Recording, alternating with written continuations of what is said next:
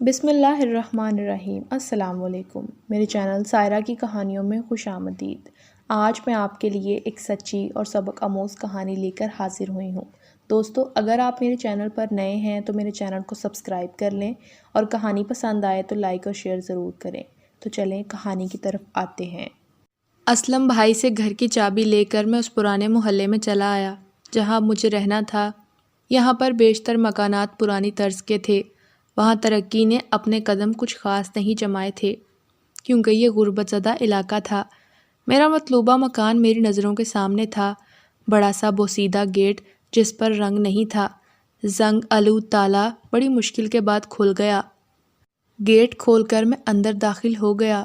یہ گھر چونکہ عرصہ دراز سے خالی تھا تو دیکھ بھال بھی نہ ہوئی تھی۔ اسلم بھائی کے مرحوم کزن جو لاوارث تھے، ان کے بعد یہ مکان اسلم بھائی کو مل گیا، مگر اسلم بھائی نے کبھی بھی اس مکان سے فائدہ نہ اٹھایا۔ میری مجبوری کا سن کر انہوں نے مجھے یہاں رہنے کی اجازت دے دی۔ میں نے بے حد اصرار کیا کہ وہ کرایہ لے لیں، مگر اسلم بھائی بالکل نہ مانے۔ یہ گھر بے حد کشادہ تھا، 4 بڑے بڑے کمرے جو بے حد ہوادار تھے۔ صفائی کے ساتھ ساتھ مرمت کا کام بھی کروانا تھا۔ کمروں کے آگے بڑا سا برآمدہ تھا جہاں پر بڑا سا جنگلہ لگا تھا۔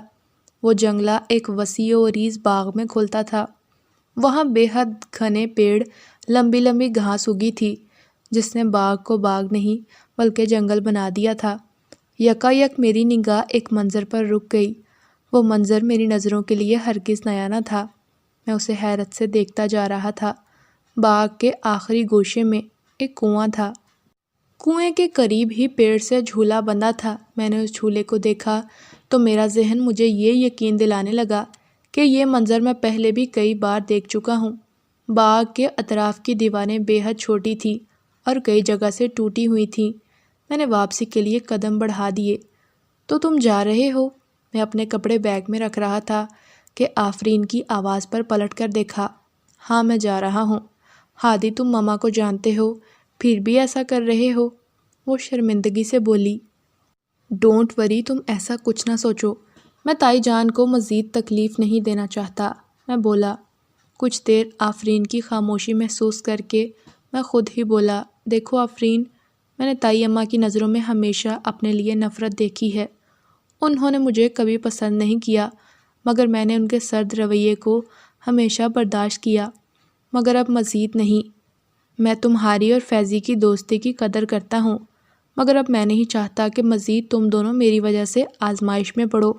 میں نے اسے تفصیل بتائی۔ فری، اسے مت روکو، جانے دو۔ فیضی اچانک ہی کمرے میں داخل ہوا تھا۔ مگر ہادی، تم رہو گے کہاں؟ فیضی کو اچانک خیال آیا، وہ اسلم بھائی ہے نا، میرے کولیگ، انہوں نے مجھے اپنا مکان رہنے کے لیے دے دیا ہے۔ یار ہادی، مجھے تو لگتا ہے کہ تو ایک خاص مقصد کے تحت بھاگ رہا ہے، فیضی نے شرارت سے دیکھتے ہوئے کہا۔ کیا مطلب؟ کون سا مقصد؟ میں نے الجھی نظروں سے اسے دیکھا۔ یہی کہ کیا پتہ تجھے وہاں تیری پائل والی مل جائے، فیضی نے مجھے چھیڑتے ہوئے کہا۔ اس کی بات سمجھ کر میں مسکرایا تھا۔ جی نہیں، ایسی کوئی بات نہیں، میں نے مسکراہٹ چھپاتے ہوئے سنجیدگی سے جواب دیا۔ اوکے، بیسٹ آف لک، فیضی محبت سے گلے لگتے ہوئے بولا۔ اس وقت میری عمر تقریباً 10 سال تھی۔ گاؤں کی گلیوں میں اپنے دوستوں کے ساتھ کھیلتا ہوا میں اچانک چونک جاتا۔ پائل کی مدھر آواز میرے کانوں میں رس کھول دیتی کہ جیسے گاؤں کی کوئی گوری پائل پاؤں میں پہن کر میرے ارد گرد ہی ہو۔ میں ادھر ادھر دیکھتا تھا مگر پائل والی مجھے کبھی نظر نہیں آتی تھی۔ حیرت ناک بات تو یہ تھی کہ میرے ساتھ کھیلنے والے لڑکے اس آواز سے بے نیاز رہتے جیسے وہ کوئی پائل کی آواز سن نہیں رہے۔ رفتہ رفتہ میں اس آواز کا عادی ہوتا جا رہا تھا۔ اب وہ آواز آنے پر میں چونکتا نہیں تھا، بس دل میں ایک خوشی کا احساس کروٹ لے لیتا۔ کبھی کبھی سوچتا کہ کہیں یہ کسی کی شرارت نہ ہو، کوئی لڑکا مجھے ڈرانے کے لیے ایسا نہ کرتا ہو، مگر میں یہ کھوج لگانے میں بھی ناکام رہا۔ پھر ایک دن میں اپنے گھر کے صحن میں لگے جامن کے پیڑ کے نیچے کھیل رہا تھا۔ قریب ہی میری اماں بیٹھی سبزی بنا رہی تھی کہ یکایک میرے کانوں میں پائل کی آواز گونج اٹھی۔ میں نے چور نگاہوں سے اماں کو دیکھا، مگر اماں اپنے کام میں مصروف تھیں، یعنی وہ کوئی آواز نہیں سن پا رہی تھیں۔ وقت گزرنے کے ساتھ ساتھ میں بڑا ہوتا گیا، مگر وہ پازیب کی آواز میرے ساتھ ساتھ رہی۔ میں اب اس کا اتنا عادی ہو گیا تھا کہ جس وقت آواز نہ سنائی دیتی میں چونک کر ادھر ادھر دیکھتا کہ پازیب والی کہاں ہے۔ فیضان میرا ہم عمر اور میرا تایا زاد تھا۔ تایا جان ساری عمر شہر میں رہے، انہوں نے شادی بھی وہیں کی۔ تائی اماں بے حد مغرور تھیں، وہ گاؤں آ کر مل جل کر رہنے کی قائل نہ تھیں۔ وہ نہ تو خود آئیں اور تایا کو بھی بلکہ گاؤں میں نہ رہنے دیا، مگر تایا جان اپنی مٹی سے محبت نہ بھولے، اسی لیے وہ آتے جاتے رہتے تھے۔ تایا کے ساتھ فیضان بھی ہوتا، جس کے ساتھ میری بہت اچھی دوستی تھی۔ اس کو میں نے پائل والی کا بتایا تھا، بس وہ دن اور آج کا دن، وہ پائل والی کے حوالے سے مجھے چھیڑنا نہ بھولا۔ فیضان کے علاوہ میں نے اس بات کا ذکر کسی سے نہ کیا، کیونکہ مجھے احساس ہو گیا تھا جو بھی میری بات سنے گا وہ میری بات پر یقین نہیں کرے گا، بلکہ میرا مذاق ہی اڑائے گا۔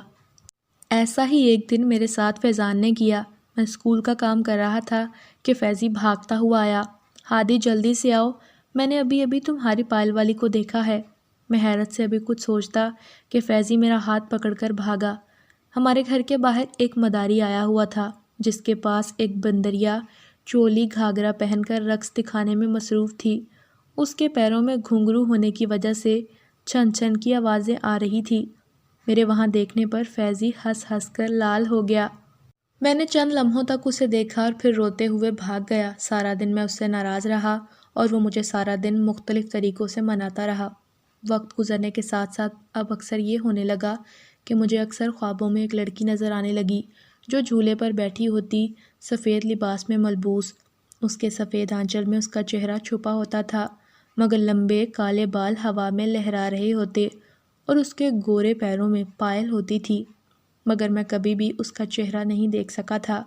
بس یہ ایک حقیقت ہے کہ میری زندگی میں پائل کا بہت عمل دخل رہا ہے، نہ جانے ایسا کیوں ہوا۔ میں بہت حیران ہوتا، مگر جواب آج تک معلوم نہ کر سکا۔ پائل کی آواز مجھے کیوں سنائی دیتی تھی؟ وہ لڑکی کون تھی؟ مجھے کیوں وہ نظر آتی تھی؟ اس کا چہرہ میں کبھی نہ دیکھ سکا۔ یہ وہ سوال تھے جو ہمیشہ ہی میرے لیے سوال ہی رہے۔ اماں مجھے ایک پائل لے دو نا، میں نے اماں کے گلے میں باہیں ڈالتے ہوئے کہا۔ ارے پگلے، تو کیا کرے گا؟ تو کوئی لڑکی ہے؟ اماں میری بات پر ہنستے ہوئے بولیں۔ میری دونوں چھوٹی بہنیں میری بات پر مسکرا رہی تھیں۔ نہیں اماں، میں پہنوں گا نہیں، اپنے پاس رکھوں گا۔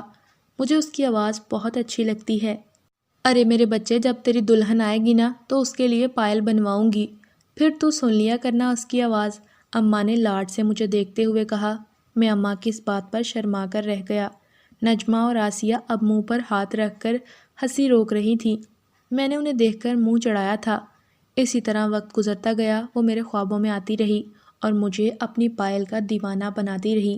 میں ہمیشہ اس کا چہرہ دیکھ نہ پاتا تھا، مگر پھر بھی وہ مجھے اچھی لگتی تھی۔ اس کی خاموشی بڑی راز بھری تھی، ہوا میں اس کا لہراتا سفید آنچل بے حد خوبصورت لگتا تھا۔ نہ جانے وہ کون تھی۔ مجھے پڑھنے کا بے حد شوق تھا، ابا کے ساتھ زمینوں کی دیکھ بھال کا کام بھی کیا کرتا، مگر پھر بھی پڑھنے کا ٹائم نکال لیتا۔ میں نے نوجوانی کی طرف قدم بڑھا دیے کہ اچانک ابا ہمارا ساتھ چھوڑ کر ہمیشہ کے لیے جدا ہو گئے۔ گھر کی ذمہ داریوں کے ساتھ ساتھ ہمارے طارق چچا جو پرانے ملازم تھے، ان کے ساتھ میں زمینوں کا کام بھی کرتا تھا، مگر پڑھائی کو میں نے نہ چھوڑا۔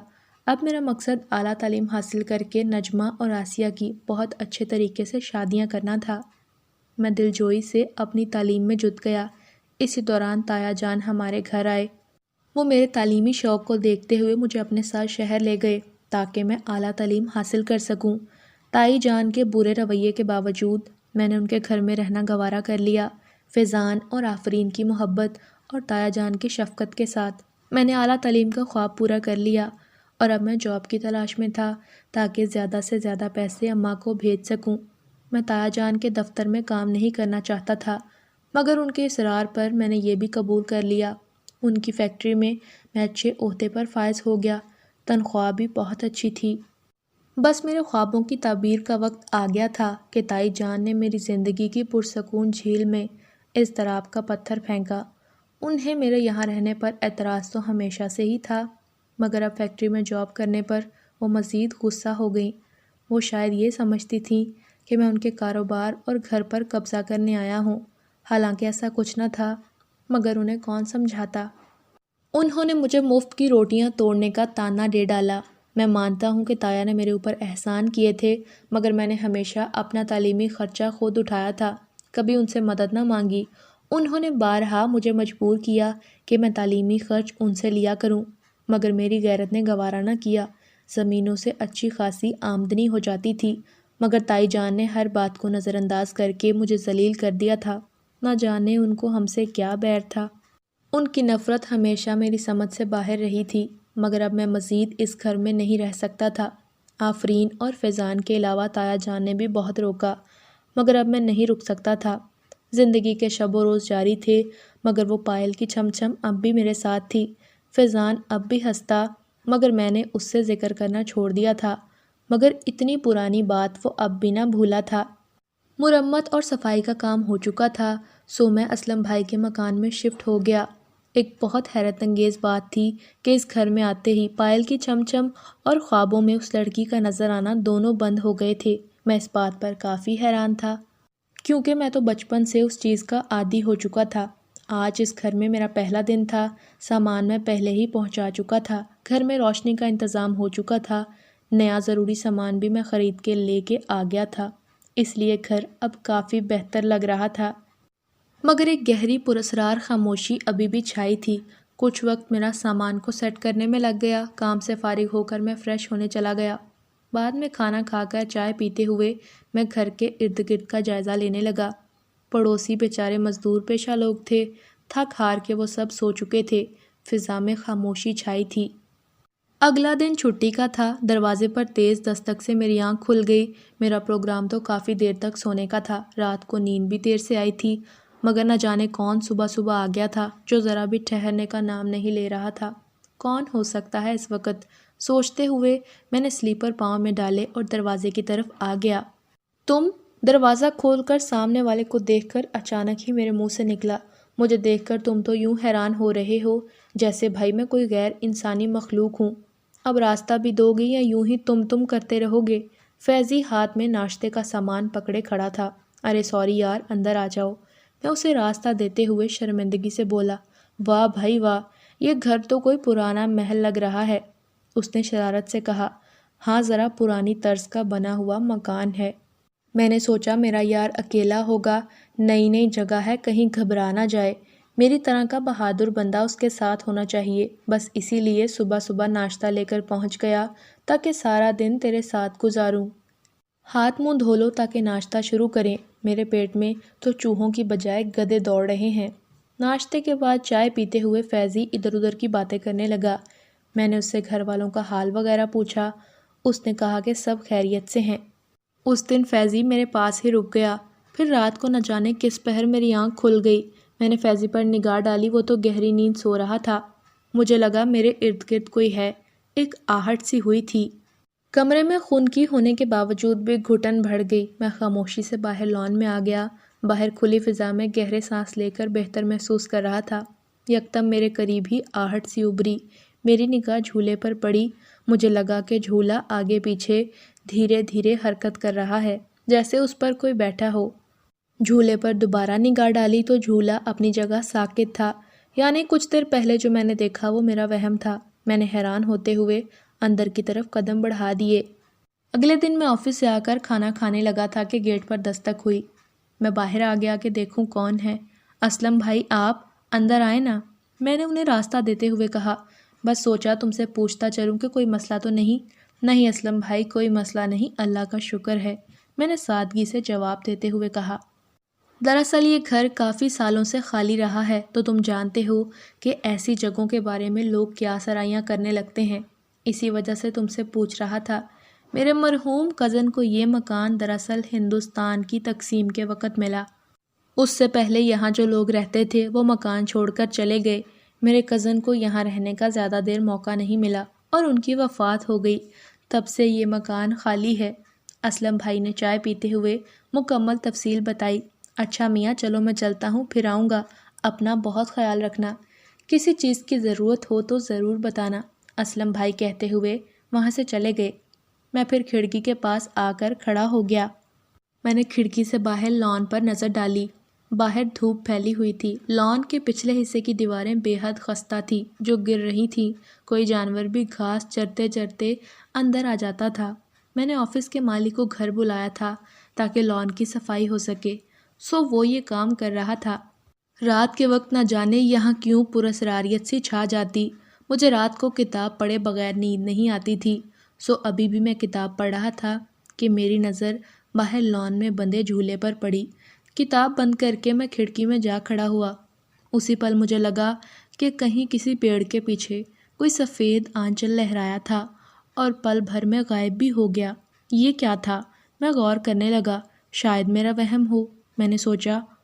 میں کھڑکی بند کر کے جانے لگا تھا کہ پائل کی چھم چھم نے مجھے اپنی جگہ ساکت کر دیا۔ دھیرے دھیرے کوئی چل رہا تھا۔ آج اتنے دنوں بعد پائل کی آواز سنائی دی تھی۔ میں خوف زدہ ہونے کی بجائے باہر لان میں آ گیا۔ میں بے قراری سے ادھر ادھر دیکھ رہا تھا۔ کون ہے؟ جواب میں پل بھر کے لیے آواز تھم گئی اور پھر دھیرے دھیرے دور ہوتی چلی گئی۔ میں اداسی سے بستر پر آ کر لیٹ گیا۔ وہ جو کوئی بھی تھی مجھ سے کیا چاہتی تھی میں کچھ نہیں جانتا تھا۔ ذہنی الجھن بڑھتی جا رہی تھی کہ آخر پائل والی کیا چاہتی ہے، نظر نہیں آتی تو پھر سنائی کیوں دیتی ہے۔ میں نے بے بسی سے آنکھیں بند کر لیں۔ میں نے کانوں پر تکیہ رکھ لیا تاکہ پائل کی آواز نہ سن سکوں۔ اگلا سارا دن آفس میں افسردہ رہا، کام میں دھیان نہ لگ رہا تھا۔ ہیلو، کیا ہو رہا ہے؟ فیضی نے حسب عادت اچانک انٹری دی۔ کچھ خاص نہیں۔ اوئے میرے یار، اتنے اداس کیوں ہو؟ فیضی تشویش سے بولا۔ فیضی، کوئی بات نہیں ہے، میں نے چہرے کو نارمل کرتے ہوئے جواب دیا۔ اچھا ٹھیک ہے، تم کہتے ہو تو مان لیتا ہوں، ورنہ یقین نہیں آ رہا۔ اچھا چلو فارغ ہو جاؤ، پھر ساتھ میں لنچ کرتے ہیں، فیضی نے اتنا کہا اور کمرے سے باہر نکل گیا۔ سارا دن میں نے بے حد مصروف گزارا۔ فیضی کی کمپنی میں کافی بہتر محسوس کر رہا تھا۔ موسم میں خنکی بڑھتی جا رہی تھی۔ میں نے کافی بنا لی۔ اب میں اپنے ذہن کو تمام خیالات سے آزاد کر کے پرسکون ہو رہا تھا۔ کتاب پڑھتے پڑھتے نیند کی وادی میں اتر گیا۔ چھم چھم کی تیز آواز پر میری آنکھ کھل گئی۔ میں نے آنکھیں دوبارہ بند کر لیں۔ میں کوئی بھی بات سننا اور سوچنا نہیں چاہتا تھا، مگر پائل کی مسلسل آتی آواز میری نیند اڑا چکی تھی۔ چاند کی روشنی کھڑکی سے اندر آ رہی تھی۔ ماحول میں ایک عجیب سی ویرانی رچی ہوئی تھی۔ میں اٹھ کر کھڑکی میں آ کھڑا ہوا، مگر یہ کیا؟ یہ میری آنکھیں کیا دیکھ رہی تھی؟ جھولے پر کوئی لڑکی بیٹھی تھی، وہی سفید کپڑے، لمبی لہراتی زلفیں، ہوا میں اڑتا وہ آنچل اور دھیرے دھیرے جھولا لے رہی تھی۔ اتنی دور سے اس کا چہرہ واضح نہیں تھا۔ میں ایک دم سے کھڑکی کی اوٹ میں ہو گیا۔ آج سنہری موقع تھا اس کو رنگے ہاتھوں پکڑنے کا جو مجھے یوں پریشان کر رہی تھی۔ میں کوئی بھی آہٹ کیے بغیر لان کی طرف آ گیا تاکہ اسے قریب سے دیکھ سکوں، مگر جیسے ہی میں وہاں پہنچا وہ لڑکی غائب تھی۔ جھولا ابھی بھی ہل رہا تھا، مگر چھم چھم کی آواز تھم چکی تھی۔ کہاں گئی وہ؟ میں ادھر ادھر دیکھتا ہوا جھولے تک آ گیا۔ جھولے کے پاس سے بہت اچھی مہک آ رہی تھی۔ میں آگے بڑھ کر کنویں تک چلا گیا۔ کنواں کافی گہرا تھا اور وہاں بے حد تاریکی چھائی ہوئی تھی۔ ضرور میرے آنے سے پہلے وہ یہاں سے بھاگ گئی ہے۔ میں نے لان کے ارد گرد نظریں دوڑاتے ہوئے سوچا، کوئی بات نہیں، پھر آئے گی تو ضرور پوچھوں گا کہ کون ہے۔ پہلے چھم چھم، پھر اب یہ خوابوں سے نکل کر میرے سامنے آ گئی ہے۔ بھائی یہ کیا چاہتی ہے؟ میں ابھی پاگل ہوں، کیا باتیں سوچ رہا ہوں؟ اسی طرح 3 دن گزر چکے تھے، نہ پائل کی آواز آئی اور نہ وہ لڑکی دوبارہ دکھائی دی۔ چلو اچھی بات ہے، جان چھوٹی، مجھے اس کی کیوں اتنی فکر ہو رہی ہے۔ یہ 3 دن پریشانی میں ہی گزر گئے۔ صبح آنکھ کھلی تو طبیعت بوجھل سی تھی۔ آفس فون کر کے میں نے بتایا کہ میں آج نہیں آ پاؤں گا۔ سارا دن کھڑکی بند رکھی۔ دوپہر کو میں نے کھانا بھی نہیں کھایا، بس یوں ہی لیٹا سوچوں میں ڈوبا رہا۔ اگلی رات وہ لڑکی پھر سے جھولے پر موجود تھی۔ میں اسے کھڑکی سے دیکھتا رہا، مگر سوچتا رہا کہ اس کے پاس جاؤں کہ نہ جاؤں۔ آخرکار میں ایک بار پھر اس کے سامنے تھا۔ اب کی بار اس نے میرے آنے پر دیکھنے کی ضرورت نہیں محسوس کی تھی، بلکہ جھولے سے اتر کر وہ ایک طرف کو جانے لگی۔ ٹھہرو، میں نے اسے پکارا۔ میرے پکارنے پر وہ اپنی جگہ پر رک گئی، مگر اس نے پلٹ کر نہ دیکھا۔ کون ہو تم؟ کیا نام ہے تمہارا؟ یہاں کیوں آتی ہو؟ اب کی بار اس نے میری طرف پلٹ کر دیکھا، مگر نگاہیں نہیں اٹھائی تھیں۔ میں گلناز ہوں، چند لمحوں بعد اس کے ہونٹ ہلے تھے۔ وہ جتنی خوبصورت تھی اس کی آواز بھی بے حد خوبصورت تھی۔ تم کون ہو اور یہاں اس وقت یوں اکیلی کیوں آتی ہو؟ وہ بے حد کم عمر تھی، شاید 16 سال کی تھی۔ وہ میری بات کے جواب میں چپ رہی۔ دیکھو میں تم سے پوچھ رہا ہوں، تم بتاؤ تو صحیح، آخر کہاں سے آتی ہو؟ تمہارا گھر کہاں ہے؟ میں یہیں رہتی ہوں اور یہاں جھولا لینے آتی ہوں۔ اگر آپ کو برا لگ رہا ہے تو میں آئندہ نہیں آؤں گی۔ دیکھو میرے کہنے کا مطلب یہ ہے کہ اتنی رات کو تمہارا یہاں آنا مناسب نہیں، اور پھر آج کل کے حالات بھی ٹھیک نہیں۔ تمہارے والدین کو پتہ چلا تو پریشان ہوں گے۔ وہ بے حد معصوم تھی، چہرے پر بے حد معصومیت تھی۔ دیکھنے سے وہ کسی اچھے گھر کی لگ رہی تھی۔ عام لڑکیوں کی طرح اس کے انداز میں تیزی نہیں تھی۔ میری باتوں کے جواب میں وہ خاموش رہی۔ دیکھو تم دن میں بھی تو جھولا لینے آ سکتی ہو۔ نہیں میں اس وقت نہیں آ سکتی، میری مجبوری ہے۔ اور اس کی آنکھوں میں آنسو آ گئے۔ پھر وہ ایک جانب کو بھاگتی ہوئی اندھیرے میں گم ہو گئی۔ آج بھی میں اپنے سوالوں کے جواب نہ لے سکا، مگر مجھے اب اس پر ترس آ رہا تھا۔ وہ بے حد معصوم اور چھوٹی عمر کی تھی۔ اگلے 3 دن وہ اسی مقررہ وقت پر آتی رہی، مگر میں اس کے پاس نہیں گیا۔ میں اسے کھڑکی سے ہی دیکھتا رہا۔ تیسرے دن میرا ضبط جواب دے گیا اور میں ایک بار پھر اس کے سامنے تھا۔ اب کی بار وہ مجھے نہ تو دیکھ کر گھبرائی تھی اور نہ ہی جھولے سے اتری، بس خاموشی سے بیٹھی رہی۔ میں نے تم سے کچھ کہا تھا۔ اس بار میرے انداز میں کچھ سختی تھی، مگر وہ خاموشی سے نظریں جھکائے بیٹھی تھی۔ مجھے کچھ سمجھ نہیں آ رہا لڑکی کہ تمہارا کیا کروں۔ نہ کچھ بتاتی ہو، نہ ہی میری بات سمجھتی ہو۔ آپ میری وجہ سے پریشان نہ ہوں اور نہ ہی میری فکر کریں۔ بہت دیر بعد وہ بولی، یعنی لڑکی تم بہت سمجھدار ہو۔ میں گدھا اور الو ہوں۔ میرے یوں جذباتی ہو کر بولنے پر اس کے ہونٹوں پر پہلی بار مسکراہٹ آئی۔ نہیں ایسی بات نہیں ہے، مگر میں اپنی حفاظت کرنا جانتی ہوں۔ وہ اب بھی اطمینان سے بولی، دیکھو لڑکی، سیدھی طرح سے بات مان جاؤ ورنہ میں تمہارے والدین سے بات کرتا ہوں، اور یہ نہ ہو سکا تو پھر میرے پاس ایک اور طریقہ ہے۔ کون سا طریقہ؟ اس کی نظروں میں شک کے بادل لہرائے۔ یہی کہ میں پولیس کو بلا لوں تاکہ وہ تم جیسی مشکوک لڑکی سے خود ہی اگلوا لیں گے۔ میں نے اپنے خیال سے جیسے بم پھوڑا تھا۔ کوئی فائدہ نہیں، آپ پریشان نہ ہوں۔ یہ تو میرا برسوں کا معمول ہے، یہ جھولا میرے بابا نے میرے لیے باندھا تھا۔ اس کی آنکھوں میں آنسو آ گئے۔ پتہ نہیں کیوں اس کی آنکھوں میں آنسو دیکھ کر مجھے دکھ سا ہوا۔ اچھا تم رو تو مت، مجھے اور کچھ سمجھ نہیں آیا تھا۔ دیکھو مجھے سمجھ نہیں آ رہا کہ تمہیں کیسے سمجھاؤں۔ میری بات سنو، تم ابھی کم عمر ہو، نہ سمجھ ہو، لیکن یوں اس وقت یہاں اکیلے آنا بالکل مناسب نہیں۔ میں یہاں اکیلا رہتا ہوں، میری ماں بہنیں بھی یہاں نہیں ہیں، اور پھر اگر ارد گرد سے کوئی یوں تمہیں میرے ساتھ دیکھ لے تو کیا سوچے گا؟ آئندہ اگر تم مجھے یہاں ملی تو میں سختی سے پیش آؤں گا۔ تمہاری خاموشی بتا رہی ہے کہ تم باز نہیں آؤ گی۔ میں نے غصے سے کہا، میں نے کہا نا پریشان نہ ہو، مجھے کوئی نہیں دیکھے گا۔ وہ میری طرف دیکھتے ہوئے نرمی سے بولی، کیوں، کیا تم نے سلیمانی ٹوپی پہن رکھی ہے کہ تمہیں کوئی نہیں دیکھے گا؟ اس کی بات پر مجھے پتنگے لگ گئے۔ میرا مطلب ہے کہ میں ہمیشہ سے یہاں آتی ہوں، مگر کبھی کسی نے مجھے نہیں روکا۔ اچھا فرض کرو میری جگہ کوئی غلط انسان آ جاتا ہے تو پھر وہ بھی تمہیں دیکھ کر اپنی راہ لیتا۔ میں آج یہاں ہوں، پھر چلا جاؤں گا۔ میری جگہ کوئی اور آ گیا تو کچھ بھی ممکن ہے۔ اوہ مائی گاڈ، میں کیا کروں اس بے وقوف لڑکی کا؟ میں اس کی ضد پر نڈھال ہو گیا، اسے وہیں چھوڑ کر واپس کمرے میں آ گیا اور سونے کی کوشش کرنے لگا۔ اگلے دن میں بہت مصروف تھا۔ میری بہن نجمہ کی شادی کی تیاریاں ہو رہی تھی۔ میں جلدی جلدی اپنے ضروری کام نپٹانا چاہتا تھا تاکہ آرام سے چھٹیاں لے کر گاؤں جاؤں۔ تایا ابو اور فیضی بھی میرے ساتھ جا رہے تھے، البتہ آفرین تائی جان کی ناراضگی کے ڈر سے نہیں جا رہی تھی۔ سارے دن کی مصروفیت نے بری طرح سے تھکا ڈالا۔ کھانا کھا کر میں سونے کے لیے لیٹ گیا۔ میں کھڑکی سے اسے نہیں دیکھنا چاہتا تھا۔ اسے دیکھ کر میں خود کو وہاں جانے سے روک نہیں پاتا تھا، اور یہی میں چاہتا نہیں تھا۔ پھر میرا اس سے کیا تعلق تھا؟ انسانیت کے ناطے جو میرا فرض تھا میں نے اسے سمجھا دیا۔ اب وہ خود فیصلہ کر سکتی تھی کہ کیا غلط ہے اور کیا صحیح۔ یہ ساری باتیں میں سوچ رہا تھا، مگر اندر ہی اندر اس کے لیے فکر مند ہو رہا تھا۔ یہ محبت تھی یا کوئی اور جذبہ؟ میں ابھی فیصلہ نہیں کر پا رہا تھا۔ یہی سوچتے ہوئے مجھے نیند آ گئی۔ اگلی صبح میں گاؤں کی طرف روانہ ہو گیا۔ شادی والا گھر تھا، بے حد گہما گہمی تھی۔ اماں مجھے اور فیضی کو دیکھ کر نہال ہو گئیں۔ میری بہن مجھے دیکھ کر آبدیدہ ہو گئی تھی۔ البتہ فیضی اور آسیہ نے اسے خوب چھیڑا۔ یوں ہی شادی کا دن آ گیا۔ شادی کا انتظام بے حد شاندار رہا، البتہ میرا دھیان بار بار گلناز کی طرف چلا جاتا تھا۔ وہ ضرور آئی ہوگی، میں اس کے بارے میں سوچ کر دل ہی دل میں مسکرا رہا تھا۔ اماں کا اصرار تھا کہ شادی کے بعد میں چند دن اور ان کے پاس رہوں۔ تایا جان اور فیضی شہر واپس چلے گئے۔ میں اماں کے پاس ٹھہر گیا۔ مجھے پائل کی چھم چھم بے قرار کرتی رہی۔ اس کی کانچ جیسی نیلی آنکھیں بار بار میرے تصور میں آتی رہیں۔ مجھے اس کی فکر بھی ہو رہی تھی۔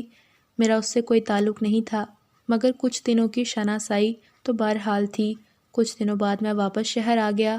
میرے آنے کی وجہ کوئی بھی ہو سکتی تھی، مگر اس بار صرف گلناز تھی۔ میں جاننا چاہ رہا تھا کہ وہ آتی رہی ہے یا پھر کچھ عقل آ گئی۔ اب مجھے رات کا انتظار تھا اور پھر مقررہ وقت پر وہ وہاں موجود تھی۔ میں نے اسے کھڑکی سے دیکھا اور پھر سیدھا وہاں پہنچ گیا۔ تو تم بات نہیں مانو گی، اتنے دنوں بعد اس سے مخاطب ہوا۔ وہ یوں آرام سے بیٹھی تھی جیسے اسے یقین ہو کہ آج میں ضرور آؤں گا۔ میرے کھڑے ہونے کے باوجود وہ جھولا لیتی جا رہی تھی، دھیرے دھیرے سے۔ اتنے دنوں سے میں اسے دیکھ رہا تھا، وہ انہی کپڑوں میں تھی، مگر وہ کپڑے اتنے ہی صاف اور شفاف تھے جیسے پہلی مرتبہ میں نے اسے دیکھا تھا۔ پیروں میں پائل بھی وہی تھی۔ میری نظریں اس کی پائل میں الجھ جاتی تھیں۔ اس نے کوئی جواب نہ دیا۔ گلناز نے کچھ لمحوں تک میرے بولنے کا انتظار کیا، پھر وہ اپنے گھر کی طرف چل دی۔ ٹھہرو، میں نے اسے پکارا، آؤ میں تمہیں تمہارے گھر تک چھوڑ آتا ہوں۔ نہیں، میں خود چلی جاؤں گی۔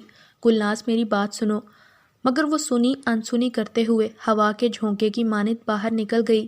میں نے تیزی سے باہر کی طرف قدم بڑھائے تاکہ اس کا تعاقب کر کے اس کا گھر دیکھ لوں، مگر وہ نہ جانے اندھیرے میں کہاں غائب ہو گئی تھی۔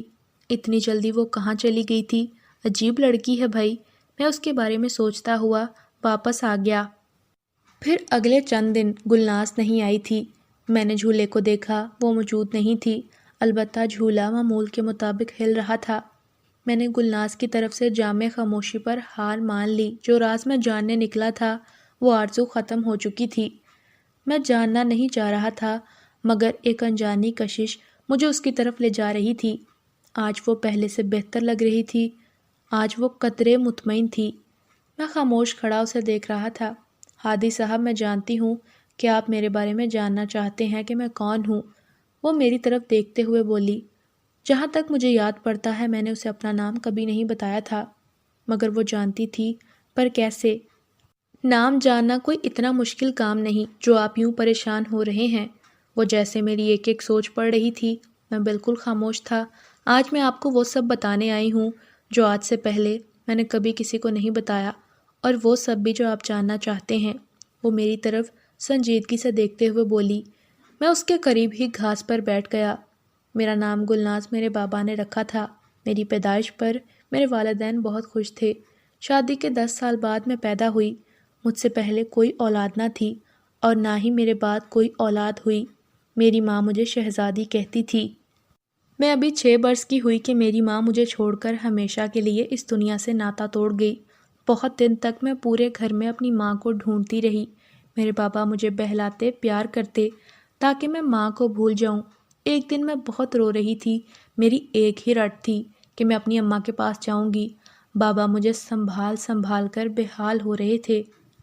پھر مجھے خوش کرنے کی خاطر بابا نے یہ جھولا میرے لیے باندھا، اور پھر میں جھولا جھولتی رہتی۔ رفتہ رفتہ اپنی ماں کی جدائی کا غم بھول گئی۔ میرے بابا کا اپنا کاروبار تھا۔ وہ گھر کو اور کاروبار کو ایک ساتھ سنبھال نہیں پا رہے تھے۔ دوستوں اور عزیزوں نے مشورہ دیا کہ دوسری شادی کر لو، تو پاپا نے کر لی۔ میں ابھی اتنی بڑی نہ ہوئی تھی کہ سگی اور سوتیلی کے فرق کو سمجھتی۔ میری نئی ماں روایتی سوتیلی ماں ہی ثابت ہوئی۔ البتہ سوتیلی ماں شروع دن سے ہی میری دشمن ہو گئی۔ بابا مطمئن تھے کہ اب میں اکیلی نہیں رہوں گی، اور وہ اپنے کاروبار پر توجہ دینے لگے۔ رفتہ رفتہ میں سوتیلی ماں کے رویے کو سمجھنے لگی۔ اب میں اس سے دور دور رہتی۔ وہ ذرا ذرا سی بات پر مجھے مارتی۔ میں روتی ہوئی جھولے پر جا بیٹھتی۔ میں تنہائی میں گھنٹوں اپنی ماں سے باتیں کرتی تھی، بلکہ اپنی ماں سے سوتیلی ماں کی شکایتیں بھی لگاتی۔ ایک دن بابا میرے لیے بے حد خوبصورت پائل لائے جو مجھے بے حد پسند آئی، اور پھر میں سارا دن گھر میں چھن چھن کرتی رہی۔ پائل گویا میری سہیلی تھی۔ پائل کی آواز مجھے ارد گرد کا ہر غم بھلا دیتی۔ میری زندگی میں میرے بابا کے بعد میرا جھولا اور پائل ہی میرے لیے اہم تھے۔ بابا نے میرا شوق دیکھا تو جب بھی کسی دوسرے شہر جاتے تو میرے لیے نئی پائل ضرور لاتے۔ سوتیلی ماں کو ہم دونوں کا پیار ایک آنکھ نہیں بھاتا تھا۔ انہوں نے اب مجھ سے گھر کا کام کروانا شروع کر دیا۔ میں خاموشی سے سارا دن گھر کے کام کرتی، اور جب کبھی جھولے کی طرف آنے لگتی تو سوتیلی ماں کوئی کام کہہ دیتی۔ میں اس کی نظروں سے بچنے کے لیے رات کو جھولا لیتی تھی۔ میرے بابا کو ان حالات کی کوئی خبر نہ تھی، اور نہ ہی میں نے ان کو کبھی بتانے کی کوشش کی۔ میں انہیں پریشان نہیں کرنا چاہتی تھی۔ وقت گزرتا رہا، میں نے جوانی کی طرف قدم بڑھا دیے۔ میں تو بچپن سے ہی بے حد خوبصورت تھی۔ جوانی میں تو میرے حسن کا انداز ہی نرالا تھا۔ ہر آیا گیا میرے حسن کے قصیدے پڑھتا، ورنہ مجھے کبھی علم نہ ہوتا۔ میرے ماں باپ بھی بہت خوبصورت تھے اور میں ان پر ہی گئی۔ البتہ سوتیلی ماں واجبی شکل و صورت کی مالک تھی۔ سوتیلی ماں کا دور پار کا رشتہ دار تھا مہروز خان، بڑی بڑی لال آنکھوں والا۔ اس کے چہرے سے ہی خباثت جھلکتی تھی۔ میں اس کی آمد پر ادھر ادھر ہو جاتی، مگر جیسے وہ تو میری تلاش میں ہی آتا تھا۔ وہ بابا کی عمر کا تھا، میں اسے ماموں بلاتی تھی۔ سوتیلی ماں مہروز خان کی مجھ میں دلچسپی فوراً تاڑ گئی، اور بجائے یہ کہ وہ اسے آنے سے منع کرتی، وہ اسے شے دیتی تھی۔ میں بہت پریشان تھی۔ بابا کو بتاتی تو سوتیلی ماں میرا جینا حرام کر دیتی۔ جاؤں تو کہاں جاؤں؟ بابا کو مہروز خان کی آمد بری لگتی، مگر وہ خاموش تھے۔ پھر ایک دن وہ ہو گیا جس کا میں نے کبھی سوچا نہ تھا۔ بابا کاروبار کے سلسلے میں دوسرے شہر گئے تھے۔ میرا دل صبح سے ہی گھبرا رہا تھا، طبیعت میں بے چینی تھی، کسی انہونی کا ڈر کھائے جا رہا تھا۔ مہروز خان کی آمد نے میرے دل و دماغ میں ہلچل مچا دی۔ خطرہ میرے ارد گرد منڈلانے لگا۔ گلناز، مہروز کے لیے چائے بنا کے لاؤ، سوتیلی ماں نے مجھے حکم دیا۔ میں نے چائے بنا کر مہروز خان کو دی تو اس کی لال آنکھوں نے مجھے اندر تک ڈرا دیا۔ آج اس کی آنکھوں میں ہوس کے رنگ نمایاں تھے۔ میں گھبرا کر کچن میں آ گئی۔ میں سوچ رہی ہوں مہروز تیری اور گلناز کی شادی کروا دوں۔ سوتیلی ماں نے ہنستے ہوئے بم پھوڑا۔ ارے آپا، شادی بھی ہو جائے گی، پہلے دیدار تو ہو جائے۔ مہروز خان کی خباثت بھری آواز میرے کانوں میں زہر گھول گئی۔ میں نے کام کرتے کرتے پلٹ کر دیکھا تو وہ میرے قریب ہی کھڑا تھا۔ میں خوف کے مارے بے ہوش ہوتے ہوتے بچی۔ میں ایک دم باہر کی سمت بھاگی۔ مہروز خان اس کے لیے تیار نہ تھا، وہ بھی میرے تعاقب میں تھا۔ ارے کہاں بھاگ رہی ہے تو؟ مہروز نے میرا ہاتھ پکڑتے ہوئے کہا۔ مجھے تو یکدم کرنٹ لگ گیا۔ کچھ بہت برا ہونے کا وقت آ گیا تھا۔ ماموں میرا ہاتھ چھوڑ دو، میں لرزتی آواز میں بولی۔ ارے ہاتھ بھی چھوڑ دیں گے، ذرا قریب تو آؤ۔ مہروز انسان نہیں، شیطان لگ رہا تھا جس کے سر پر ہوس سوار تھی۔ وہ میری ماں کی طرف دیکھ کر مسکرایا۔ میں نے اس غفلت کا فائدہ اٹھاتے ہوئے اس کے ہاتھوں پر دانتوں سے کاٹ لیا۔ وہ تکلیف سے بلبلا اٹھا اور میں بھاگ کر کنویں تک آ گئی۔ میں مرنا نہیں چاہتی تھی، مگر دنیا مجھے مارنا چاہتی تھی۔ مجھے اپنے بابا یاد آ رہے تھے۔ میں نے حسرت سے اپنے گھر اور جھولے پر الوداعی نگاہ ڈالی۔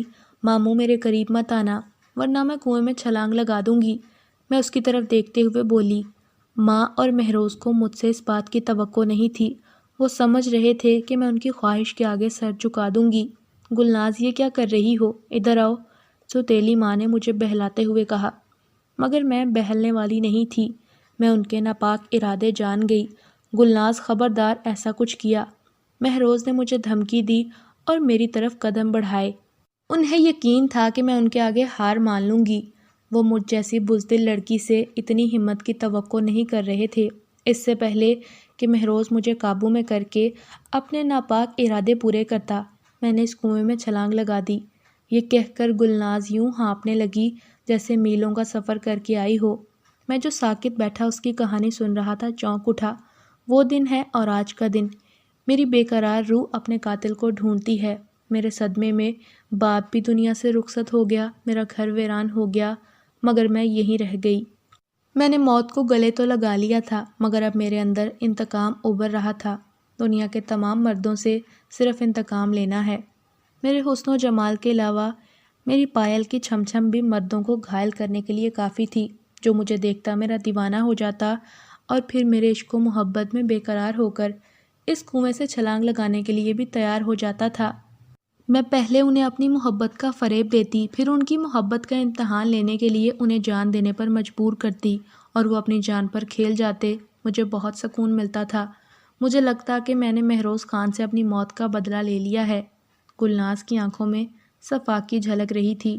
پھر ایک دن میری ملاقات آپ سے ہو گئی۔ آپ ہی میرا اگلا شکار تھے۔ پھر اتفاق کی بات کہ آپ اسی گھر میں رہنے آ گئے۔ مجھے خود پر پورا اعتماد تھا۔ پہلی ملاقات میں ہی میں نے آپ کی آنکھوں میں اپنے لیے پسندیدگی دیکھ لی۔ مجھے اپنا کام آسان لگ رہا تھا۔ رفتہ رفتہ میری پائل کی چھم چھم آپ کے ارد گرد جال بن رہی تھی۔ آپ کی باتوں نے میری آنکھیں کھول دیں۔ گلناز نے کہتے ہوئے میرے چہرے پر نگاہ ڈالی۔ یہ جاننے کے باوجود کہ وہ ایک روح تھی، مجھے اس سے کوئی خوف محسوس نہیں ہو رہا تھا، بلکہ وہ تو بے حد معصوم اور مظلوم تھی۔ مجھے لگا کہ میرا خیال غلط تھا۔ سب مرد ایک جیسے نہیں ہوتے، سب مرد ہوس پرست نہیں ہوتے۔ آپ میری فکر میں گھل رہے تھے، بلکہ میری اداسی پر اداس ہوتے تھے۔ مجھے کبھی بھی آپ کی نظروں میں ہوس نظر نہیں آئی تھی۔ میں مہروز کی ہوس کی سزا سارے مردوں کو نہیں دے سکتی، اور پھر میں کون ہوتی ہوں سزا دینے والی؟ اوپر ہے ایک ہستی جو سزا اور جزا دینے کا حق رکھتی ہے۔ آپ ہمیشہ خوش رہیں۔ جو بھی لڑکی آپ کی زندگی میں آئے گی وہ بے حد خوش قسمت ہوگی جس کو آپ جیسا خیال اور محبت کرنے والا مرد ملے گا۔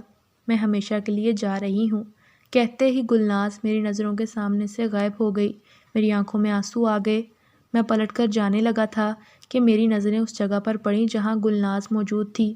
اس کی پائل وہیں پڑی تھی۔ میں نے جھک کر پائل اٹھا لی۔